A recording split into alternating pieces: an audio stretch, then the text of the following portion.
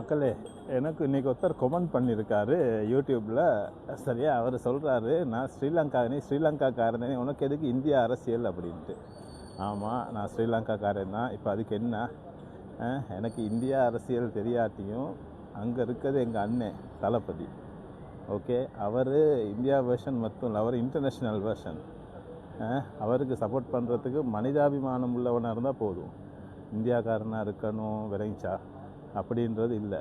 எங்கள் அண்ணனுக்கு சப்போர்ட் பண்ணவான்னு சொல்கிறதுக்கு நீ யார்?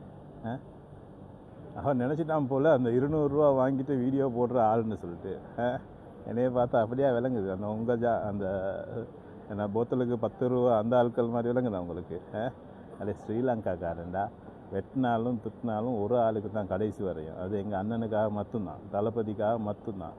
சின்னத்துலேருந்தே அந்த ஆளோட ரசிகன். அந்த ஆளுக்கு ஒன்றுண்டா நாங்கள் விட்டுருவோமா? இப்போ தானே ஸ்டார்டிங். இன்னும் அரசியல் சூடு பிடிக்கலையே.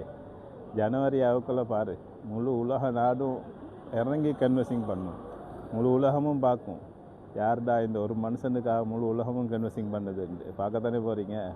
Wait and C.